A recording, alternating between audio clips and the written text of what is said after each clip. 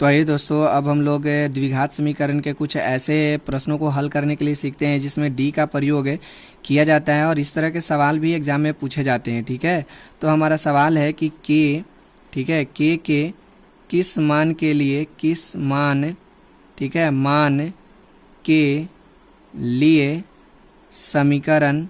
समीकरण जनरली द्विघात समीकरण ही होगा आपका यहाँ पर 2x², ठीक है, प्लस kx प्लस 3 बराबर 0 के मूल वास्तविक, ठीक है, वास्तविक और समान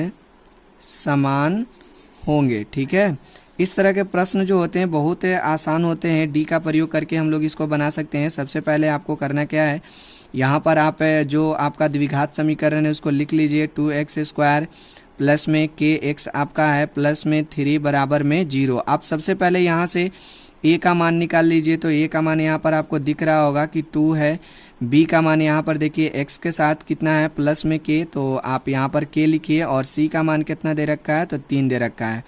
अब यहाँ पर अकॉर्डिंग टू क्वेश्चन आपको क्या कहा गया है कि मूल जो होगा वास्तविक होना चाहिए और समान होना चाहिए। तो अकॉर्डिंग टू क्वेश्चन हम लोग क्या लिख सकते हैं, d बराबर 0 लिख सकते हैं। ठीक है, चूंकि मूल का प्रकृति वास्तविक और समान होना चाहिए और इसी स्थिति में वास्तविक और समान दोनों ही होते हैं। ठीक है, तो यहाँ पर आप d के बदले लिख दीजिए b² माइनस में 4ac बराबर में 0। ठीक है, अब b का मान आपका यहाँ पर दिया हुआ है k, तो k का स्क्वायर हो जाएगा। ठीक है, माइनस में आपका 4 गुना a का मान 2 दे रखा है और c का मान आपका 3 है, बराबर में 0 रखिए। अब यहाँ से हो जाएगा क्या, k बराबर हो जाएगा माइनस में आपका 24 बराबर 0। ठीक है, इसके बाद हम लोग क्या करेंगे, इसके बाद यहाँ से आपको करना क्या है, k का मान निकालना है। यहाँ से k 24 को इस तरफ लाइए तो प्लस में 24 हो जाएगा, इसलिए k बराबर आपका क्या होगा, √24 हो जाएगा। आप चाहे तो इसको हल कर सकते हैं, हल करिएगा तो इस तरह से आप लोग इसका गुणनखंड करके आप बना सकते हैं। ठीक है, 24 को आप खंड कर लीजिए तो इस तरह से आपका आएगा। ठीक है, 2 गुना 2, ठीक है, गुना 2 और फिर आपका 3 हो जाएगा। ठीक है, अब यदि इसका वर्गमूल निकालिएगा तो प्लस और माइनस के साथ होगा 2 होगा और रूट में आपका हो जाएगा 6 हो जाएगा। ठीक है, तो यहाँ पर कहने का मतलब कि जो k का मान आपका आया प्लस माइनस 2√6, इसका मतलब यह हुआ कि इस समीकरण में k के स्थान पर अगर प्लस ठीक है प्लस 2√6 रखते हैं तो भी इस समीकरण के मूल का प्रकृति वास्तविक और समान ही होगा, और अगर माइनस में 2√6 रखते हैं तब भी इस समीकरण के मूलों का प्रकृति वास्तविक और समान ही होगा। ठीक है, और एक इसी तरह के प्रश्न को हम लोग हल करने के लिए सीखते हैं। तो हमारा अगला सवाल है, ठीक है, अगला क्वेश्चन हम लोग लेते हैं कि अगर आपका सवाल में kx लिखा हुआ रहे, इनटू में आपका x-2 लिखा हुआ रहे, प्लस में 6 और बराबर में 0 लिखा हुआ रहे। ठीक है, अगर आपको इस प्रकार के समीकरण में कहा जाए कि k का मान बताइए, जिसके लिए मूल का प्रकृति मैं यहाँ पर लिख देता हूँ, मूल का प्रकृति जो है, प्रकृति वास्तविक, ठीक है, और कैसा होना चाहिए, और समान होना चाहिए, वास्तविक और समान होना चाहिए। ज़्यादातर प्रश्न जो है वास्तविक और समान होने पर ही आपका दिया जाता है प्रश्न। ठीक है, समान होना चाहिए। ठीक है, तो हम लोग क्या करेंगे, इसको आप लोग पहले इस तरह से हल कर लीजिए। सबसे पहले इसको द्विघात समीकरण के व्यापक रूप में लिखिए, kx से दोनों में गुना करके ब्रैकेट तोड़ेंगे तो आपका होगा kx² हो जाएगा, प्लस में होगा यहाँ पर गुना कीजिएगा तो माइनस में आपका 2kx होगा। ठीक है, और प्लस में आपका 6 बराबर 0। अब यहाँ से आप लोग क्या कीजिए, यहाँ से क्या करेंगे, a का मान निकाल सकते हैं। a का मान यहाँ पर k दे रखा है, b का मान आपका दिया हुआ है कितना, माइनस में 2 के दे रखा है, और c का मान आपका दे रखा है 6।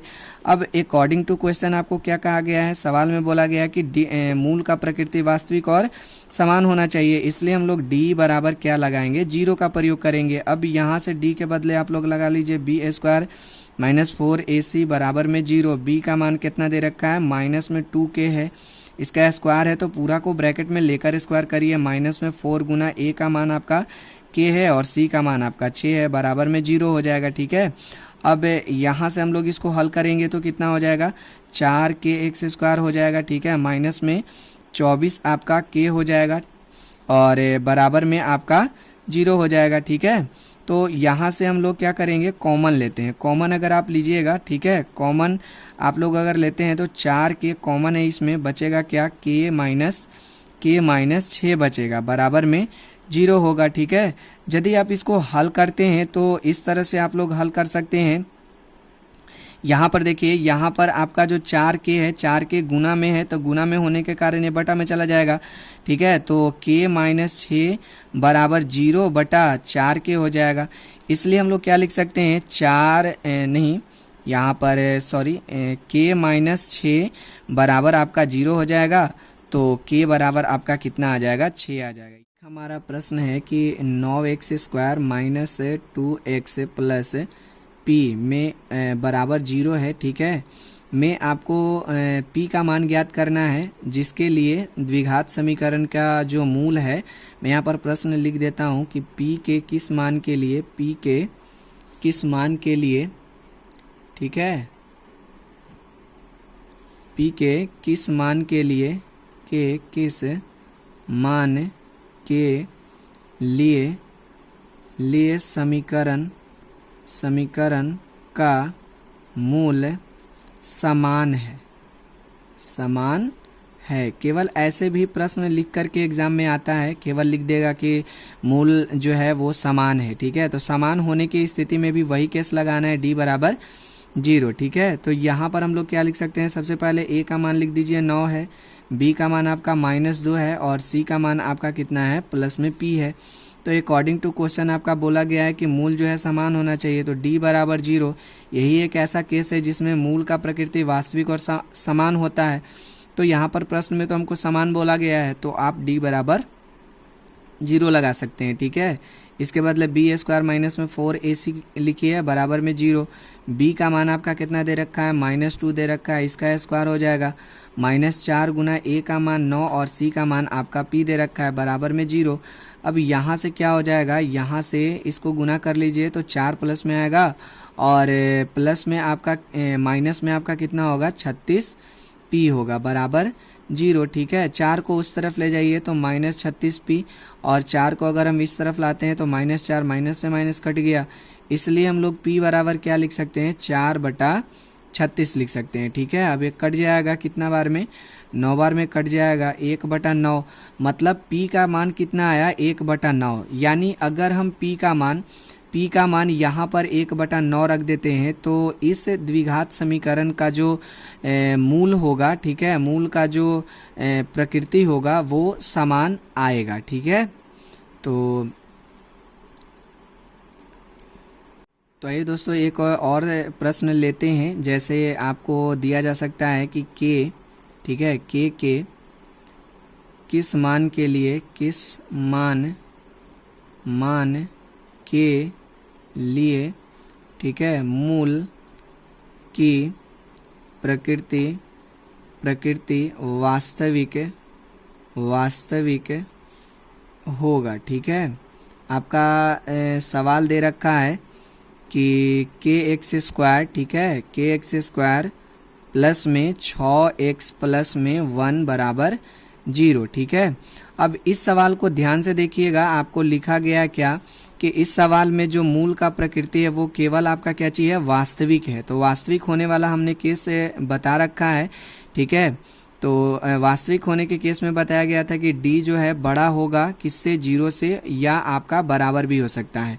ये एक ऐसा केस है जिसको अगर आपको केवल यहाँ पर प्रकृति वास्तविक के बारे में बोला जाए तब एक केस लगाया जाता है। अगर वास्तविक और समान है तो d बराबर 0 लगाना है। ठीक है, d बराबर 0 लगाना है, और अगर आपका केवल समान कहता है तो d बराबर 0 वही लगा देना है। लेकिन अगर प्रश्न में केवल वास्तविक कह रहा है तो आप d बराबर d बड़ा रहेगा 0 से और बराबर रहेगा। ठीक है, तो यहाँ पर हम लोग क्या करेंगे, इसमें आपको करना क्या है यहाँ पर, ठीक है, सबसे पहले a का मान इसमें से लिख लीजिए, तो ए का मान आपका k है, बी का मान कितना दे रखा है 6 दे रखा है, और सी का मान आपका कितना दे रखा है 1 दे रखा है। अब यहाँ से आप अकॉर्डिंग टू क्वेश्चन चलिए, सवाल में बोला गया कि केवल मूल वास्तविक है, तो वास्तविक होने की स्थिति में हम लोग क्या करेंगे, तो d is greater than equal to 0 का प्रयोग करेंगे। अब d का मान क्या लिख सकते हैं यहाँ पर, बी स्क्वायर माइनस में 4ac is greater than equal to 0, ठीक है। अब यहाँ से b का मान ध्यान दीजिएगा, b का मान आपका 6 है, तो 6 का स्क्वायर कर लीजिए, -4 गुना a का मान k दे रखा है और c का मान 1 दे रखा है, is greater than equal to 0, ठीक है। इसके बाद हम लोग क्या करेंगे, इसको हल करते हैं तो 36 माइनस हो जाएगा कितना 4k is greater than equal to 0, ठीक है। अब यहाँ से क्या बनेगा, 36 4k आपका माइनस में, इसको इस तरफ लाइए तो आपका 4k प्लस में हो जाएगा, ठीक है। इसके बाद हम लोग क्या करेंगे, ध्यान रखिएगा यहाँ पर जो 4k है माइनस में है, माइनस वाले टर्म को ही आप इस तरफ लाइए तो ज़्यादा अच्छा रहेगा, ठीक है। 36 और एक गुना में है 4 तो इसके बटा में आ जाएगा, is greater than equal to आपका k हो जाएगा, एक कट जाएगा कितना बार में, 9 बार में कट जाएगा, मतलब 9 is greater than equal to k, अर्थात हम लोग क्या लिख सकते हैं, अर्थात k का जो मान होगा वो छोटा होगा, ठीक है, किससे, 9 से छोटा होगा या 9 के बराबर होगा। मतलब k का मान अगर आप k के जगह पर 9 रखते हैं तो इस समीकरण का जो मूल होगा वो वास्तविक होगा, और 9 से अगर छोटा रखते हैं तो भी इस समीकरण का मूल जो होगा वास्तविक होगा। दोस्तों आज के लिए बस इतना ही, अगली वीडियो में हम लोग फिर मिलेंगे एक नए टॉपिक के साथ, तब तक के लिए जय हिंद।